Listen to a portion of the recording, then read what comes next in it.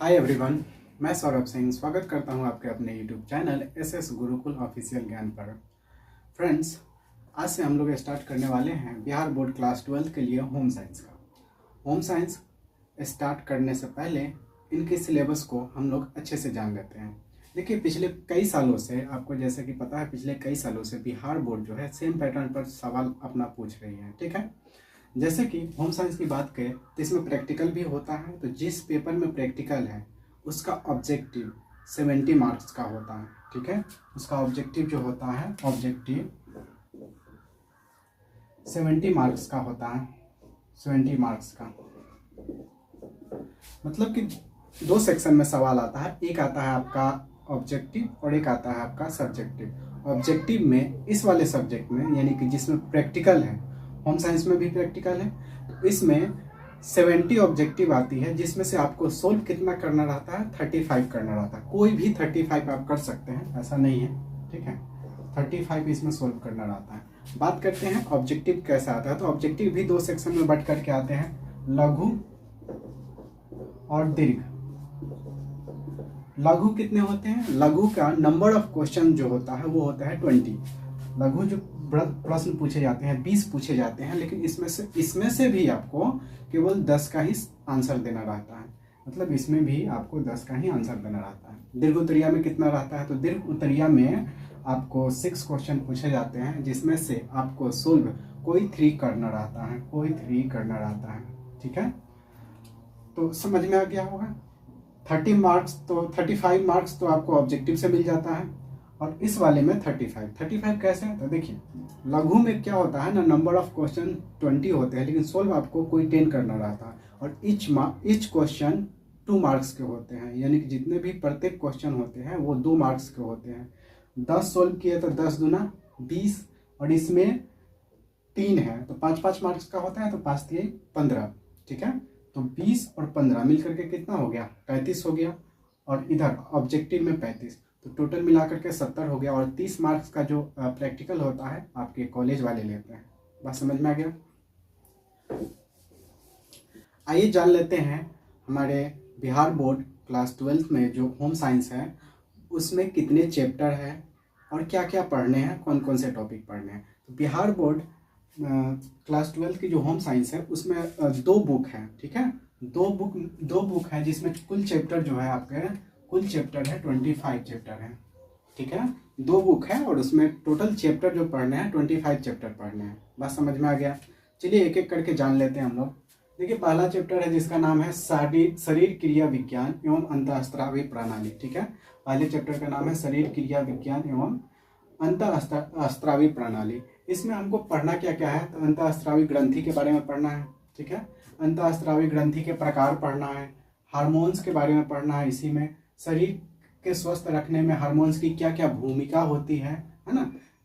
तंत्र के बारे में पढ़ना है। यानी कि ओवरऑल इसमें हमको ग्रंथि के प्रकार, हार्मोन्स वगैरह इसी में पढ़ना है। ठीक है, बात करते हैं नेक्स्ट चैप्टर, जो सेकंड चैप्टर होता है वो होता है पुरुष एवं स्त्री प्रजनन तंत्र। इसमें हमको पढ़ना जो है पुरुष जनन अंग के बारे में पढ़ना है। पुरुष जनन अंग के बारे में पढ़ना है, स्त्री जनन अंग के बारे में पढ़ना है। पुरुष जनन अंग में क्या होता है? जैसे वृषण हो गया है ना, ये सब। तो वही वृषण, शुक्र ग्रंथि तथा वृषण कोष, इन्हीं सभी टॉपिक के बारे में हमको चर्चा करना है। ठीक है, बात करते हैं आगे। तो स्त्री जनन अंग, ठीक है, और मासिक धर्म, गर्भधारण, स्तन ग्रंथियां, गर्भ की उत्पत्ति, भ्रूण का विकास, परिवार नियोजन, ये सारे के सारे टॉपिक पढ़ना है। ठीक है, और बिहार बोर्ड इन्हीं टॉपिकों से ना सवाल बनाती है, चाहे वो लघु हो या फिर दीर्घ हो। वो मैं क्लास खत्म होने के बाद जब चैप्टर स्टार्ट करूंगा तो इस सारी टॉपिकों को मैं अच्छे से समझाऊंगा, और साथ ही साथ आपको इनके सारे के सारे लघु प्रश्न और दीर्घ प्रश्न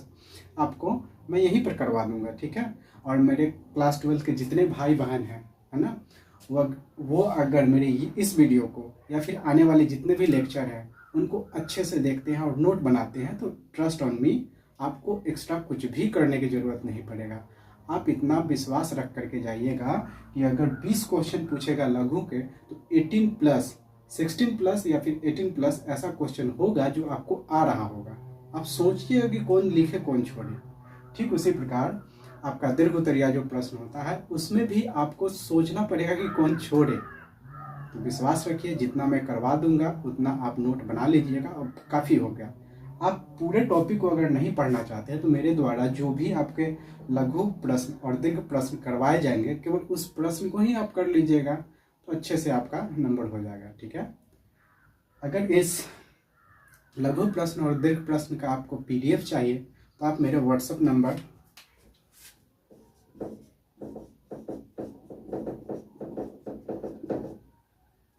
पर मैसेज कर सकते हैं, इस पर आपको PDF प्रोवाइड हो जाएगी। ठीक है, आइए स्टार्ट करते हैं हम लोग अपना जो क्लास चल रहा है वो। तीसरा का चैप्टर है पर्यावरण प्रदूषण। ठीक है, इसमें हमको केवल और केवल पर्यावरण के बारे में ही पढ़ना है, जैसे पर्यावरण प्रदूषण का अर्थ, पर्यावरण के प्रकार, पर्यावरण प्रदूषण के विभिन्न रूप, पर्यावरण का जन जीवन पर क्या क्या प्रभाव होता है, यानी कि ओवरऑल पर्यावरण के बारे में ही पढ़ना है। उनसे रिलेटेड सारी बातों को डिस्कस करना है कि पर्यावरण का हमारे निजी जीवन में क्या प्रभाव पड़ता है, पर्यावरण प्रदूषण को कैसे हम लोग रोक सकते हैं, वो इसी टॉपिक में पढ़ना है। ठीक है, चौथा चैप्टर बात कर लेते हैं। चौथा चैप्टर है ग्रामीण स्वच्छता। ग्रामीण स्वच्छता, इसमें कौन कौन से टॉपिक पढ़ने हैं, जैसे ग्रामीण स्वच्छता कार्यक्रम जो चलाए जाते हैं, ग्रामीण स्वच्छता गांव को साफ सुथरा करने के लिए। ठीक है, गांव की स्वच्छता की स्थिति का परिचय इसी में पढ़ना है हमको। ठीक, गांव में स्वच्छता स्थितियों में सुधार, किस प्रकार से हम लोग गांव को स्वच्छ रखने में, उसकी स्थितियों को सुधार करने में प्रयास हम लोग कर सकते हैं, उन सारी बातों को इसमें पढ़ना है। ठीक है, पांचवा चैप्टर है खाद्य एवं पोषण। खाद्य एवं पोषण में इसमें क्या क्या पढ़ना है, तो जैसे आहार आयोजन का अर्थ, आहार आयोजन का महत्व, आहार आयोजन के सिद्धांत, है ना, इन सारी टॉपिकों के बारे में चर्चा करना है। और ये एग्जाम पॉइंट ऑफ व्यू से वेरी वेरी इंपॉर्टेंट हो जाता है। इंपॉर्टेंट तो ये भी है, इससे 1 या 2 सवाल रहता है और इससे भी 1 से 2 सवाल रहता है, लेकिन इससे ज़्यादा क्वेश्चन बनते हैं। और दूसरा का आ गया आपका इन चैप्टरों से सबसे ज़्यादा इम्पोर्टेंट है ये वाला और ये वाला, बहुत सारा क्वेश्चन इसी से बनता है। ठीक है, बात कर लेते हैं इसमें कौन कौन से पढ़ना है, तो यहाँ तक बता ही दिए थे। यहाँ पर देखिए, आहार आयोजन को प्रभावित करने वाले कारण, आहार आयोजन के प्रभावित करने वाले कौन कौन से कारक है, इसमें पढ़ना है। आहार आयोजन से लाभ क्या होता है, आहार आयोजन जब हम लोग करते हैं, माने नाश्ता में क्या खाना चाहिए, सोते टाइम क्या खाना चाहिए, दिन भर का खाना क्या खाना चाहिए, यही तो आहार आयोजन है। इसके लाभ क्या होते हैं, इनके लाभ क्या होते हैं, इस टॉपिक में पढ़ना है। गर्भावस्था के लिए आहार आयोजन, गर्भावस्था, कोई महिला प्रेग्नेंट है तो उसको क्या क्या खिलाया जाए, क्या नहीं खिलाया जाए, यही तो आहार आयोजन का टॉपिक है, विषय है। तो इन्हीं सभी चीज़ों के बारे में हमको पढ़ना है। ठीक है, पूर्व स्कूली बच्चों के लिए, मैंने प्री नर्सरी जो आंगनबाड़ी में जो बच्चे जाते हैं उनको कैसा आहार आयोजन दिया जाए, मैंने उनको कैसा आहार दिया जाए। ठीक है, प्लस स्कूल में जो बच्चे जाते हैं उनको क्या आहार दिया जाए, यही सारी टॉपिकों को हमको इस वाले चैप्टर में पढ़ना है, आहार आयोजन में। कोई दिक्कत? मैं इस वाइट बोर्ड को साफ कर लेता हूँ और क्या करता हूँ ना, पूरे टॉपिक को मैं जब चैप्टर स्टार्ट करूँगा तो पूरे टॉपिक को मैं अच्छे से डिस्कस कर लूँगा, है ना। जैसे चैप्टर यहाँ पर है ना, चैप्टर है और उसके साथ साथ टॉपिक मैंने लिख दिया है ना। तो जब चैप्टर स्टार्ट करेंगे ना हम, उस समय मैं आपको पूरे टॉपिक लिखवा दूंगा। फिलहाल मैं क्या करता हूँ ना, आपको पूरे चैप्टर यानी 25 चैप्टर को यहाँ पर लिख देता हूँ और समझा देता हूँ कि क्या क्या उसमें पढ़ना है। ठीक है, फिर हम लोग जब चैप्टर स्टार्ट करेंगे तो बारी बारी से इसी तरह टॉपिक पढ़ेंगे और टॉपिक को समझाते हुए आपको क्लियर करते जाएंगे। Is that clear? हम लोगों ने 5 चैप्टर तक बहुत अच्छे से डिस्कस किया था। अभी जान लेते हैं छठा चैप्टर क्या है। छठा चैप्टर है जिसका नाम है खाद्य पदार्थों में मिलावट। इस वाले चैप्टर में हमको ये पढ़ना है कि खाद्य पदार्थों में मिलावट को से कैसे रोका जाए, इसके कौन कौन से नियम कानून हैं, उन सभी टॉपिकों के बारे में इसमें हमको पढ़ना है। अगला चैप्टर है खाद्य संरक्षण। इसमें हमको ये पढ़ना है कि खाद्य पदार्थ को हम लोग कैसे संरक्षित कर सकते हैं। उदाहरण के तौर पर मान लेते हैं मैंने आलू की खेती की और 2 कुंटल आलू हुआ और मेरी कैपेसिटी है 1 कुंटल खाने की, तो 1 कुंटल तो मेरा बर्बाद जाएगा ना। तो बर्बाद नहीं जाए उसके लिए हमको उसको संरक्षित करना पड़ेगा, है ना। इसी से रिलेटेड और बहुत सारा टॉपिक जो है इसमें पढ़ना है। आगे है देखिए खाद्य भोजन के रखरखाव के बारे में पढ़ना है। इसमें टोटल 10वां चैप्टर है मातृशिल्प और बाल विकास। 11 चैप्टर है बच्चे का जन्म तथा देखभाल।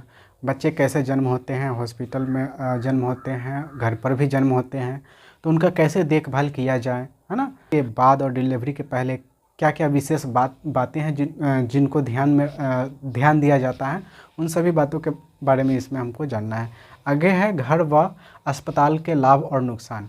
अगर डिलीवरी मान लेते हैं घर पे होते हैं तो उसके क्या ही लाभ है, क्या ही नुकसान है, अगर अस्पताल में होते हैं तो क्या ही लाभ है, क्या ही नुकसान है, इन सभी चीज़ों के बारे में डिस्कस करना है। गृह प्रबंध, उसके बाद है आंतरिक सजावट। आंतरिक सजावट यानी कि घर के अंदर आप डाइनिंग रूम में बढ़िया बढ़िया फूल वूल लगाते हैं, बेडरूम में बढ़िया बढ़िया फूल वूल लगाते हैं, है ना। तो आंतरिक सजावट में यही सब है, आपको पढ़ना है कि कैसे मैंने बेडरूम को सजाया जाए, कैसे यही सब इसमें पढ़ना है। उसके बाद करते हैं 16 नंबर चैप्टर, जिसका है गृह सज्जा में कला के तत्वों का प्रयोग। गृह सज्जा, घर को सजाने में कौन कौन से तत्वों का हम लोग प्रयोग करते हैं। जैसे कि आप देखते हो कुछ लोग झूमर उमर बना करके टांग देते हैं, है ना, कुछ लोग पेंटिंग वेंटिंग बना करके टांग देते हैं। तो वही है, उन्हीं सारी तत्वों के बारे में इसमें पढ़ना है। जब चैप्टर में वापस स्टार्ट करूँगा ना, तो इसमें कौन कौन से टॉपिक पढ़ने हैं उसको मैं लिखवा दूंगा और हर एक टॉपिक के ऊपर हम डिस्कस करेंगे, ठीक है। फिलहाल आपको मैं केवल चैप्टर के बारे में बता रहा हूँ कि 25 चैप्टर जो पढ़ने हैं वो कौन कौन से चैप्टर पढ़ने हैं, ठीक है। आगे है banking, very very important chapter, very very important chapter. बहुत सारे सवाल इसमें बनते हैं। बैंकिंग, बचत और नुकसान। बैंकिंग, इसमें हम लोग जानेंगे कि बैंक खाता कितने प्रकार के होते हैं, है ना, बचत कैसे किया जा सकता है, नुकसान, माने बैंकिंग से रिलेटेड सारी चीज़ों के बारे में इसमें हमको पढ़ना है। जैसे कि चेक कितने प्रकार के होते हैं, इन सभी चीज़ों के बारे में पढ़ना है। आगे है अच्छा शिष्टाचार। अच्छा शिष्टाचार यानी कि वेल बिहेवियर के बारे में हम लोग पढ़ना है। उसके बाद है वस्त्रों का चयन। वस्त्रों का चयन में हमको ये सारी टॉपिकों को पढ़ना है। जैसे कि गर्मी का मौसम है और अगर कोई उसमें जैकेट वैकेट पहन के घूमे तो क्या उसको कहिएगा, पागल ही कहिएगा। क्यों? क्योंकि उसको वस्त्रों का चयन करने नहीं आया, ठीक है। आगे देखिए सिले सिलाए वस्त्र का चयन। सिले सिलाए वस्त्र का चयन, जैसे कि हम लोग एक है जो मतलब खुद से सिल करके पहनते हैं, और एक होते हैं सिले सिलाए वस्त्र, जो कि जिसको हम लोग रेडीमेड भी बोलते हैं।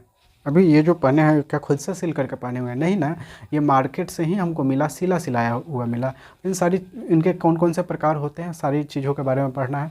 वस्त्रों का देखभाल, वस्त्रों का हम लोग कैसे देखभाल करेंगे। जैसे कि अब ये है ऊनी कपड़ा है, इसको हम क्या करेंगे, पहन लेंगे और जैसे तैसे इसको धो देंगे, है ना, साबुन से धो दिया। साबुन से तो ऊनी वस्त्र को तो साबुन से धोना ही नहीं चाहिए, फिर भी हम इसको कंटिन्यू साबुन से धोएंगे तो इसका क्या स्थिति होगा, है ना।